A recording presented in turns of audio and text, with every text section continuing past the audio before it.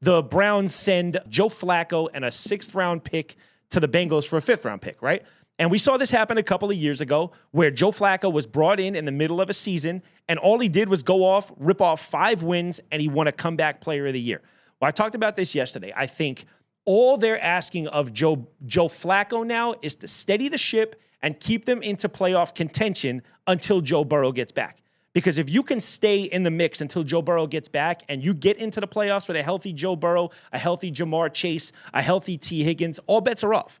This is a team nobody's going to want to play, right? And right now you have to think that the same way he charged some energy into the Browns building the first time, I mean, you think Jamar Chase and T. Higgins are happy right now? This guy's just going to – you don't think so? No, I'm saying they weren't happy before they made this move because Jake Browning, I still don't know why the Bengals didn't make this move sooner or somebody else sooner. And I do think it was sort of the perfect opportunity for them to get somebody who's not super expensive because that was the thing with Kirk Cousins. There was way too much obligation financially committed to him. Right. You know, there was the rumblings, were they going to trade for Shador? That was never going to happen. Yeah. Was it going to be Russell Wilson or Jameis Winston, one of the backups for the Giants? I don't know if that's that great of an option. Right. And we've at least seen Flacco recent history. It didn't start off great for him this year in Cleveland, but at least we've seen him play at a high level recently. So yes, to your question, and if I'm Flacco, I got to be thrilled because throwing to those 2 dudes on the outside, Jamar Chase is an absolute beast, one of the best in the league. T. Higgins is a great number 2. Yeah. So I think Joe Flacco might be the biggest winner here. Yeah, you took the words right out of my mouth, man. This guy's a Super Bowl champion, and he's been playing for 1,000,000 years, and never in his life has he had a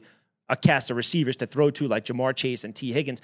And you could probably speak to this better than me, but my understanding is as a quarterback, the last thing to throw is going to be that arm. I mean, the last thing to go is going to be that arm. And Joe Flacco's got a cannon. Yes. So all he's got to do is get that ball in their direction and let Jamar Chase go do Jamar Chase and let T. Higgins go be T. Higgins. And I'd be very hard-pressed to think it's not going to go better than it's been. Do you know why I think we're seeing so many quarterbacks excel later in their career? Flacco's 40 years old. You did not see this happen 10 years ago, 15 years ago. Then we see Tom Brady play into his 40s, Aaron Rodgers into his 40s. Now it's Flacco. The quarterback position has never been easier to play. The rules of the game protect you unlike anything we've ever seen in the pocket. So you're not susceptible to so many hits that you used to be susceptible to. The rules of the game defensively, some of the pass interference rules where you can't make contact within 5 yards, all of it is favorable to a quarterback. So the huge advantage that you have if you're a Flacco or a Rodgers is the amount of years that you've played, seen every defense that you'll ever imagine, and then knowing, you know what? As long as I get rid of the ball, if I protect myself, I'm not going to get hit anywhere close to what I would have 10 years ago.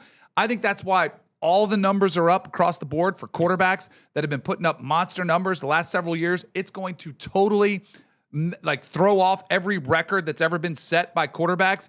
And you're just going to see quarterback play continue to excel and guys continuing to play in their 40s because the game has never been easier to play for the quarterbacks. 100% right. And that's the game is completely tailored towards the protection of the offense now. And we see that in every sport, right? Because commissioners now, as bad as they are at some things, they're smart enough to know that the fans make this whole thing go. It's why we see home runs. It's why we see 3-pointers. And they've tailored the game in the NFL for the same way now. I think at the same time, we're going to see guys continue to play long because while the rules start to favor the quarterbacks, we're making advances in sports science and training and diet and recovery. We saw 40-year-old Aaron Rodgers go down with an Achilles 2 years ago, and they got this crazy thing called a speed bridge that made some of us believe he's going to get back in 8 months. You know what I mean? Yeah. So a lot of these things that were outside of the realm, we didn't even think about him a year ago. You know, a guy like another guy in this building, right? Deshaun Watson. No one wants to talk about him.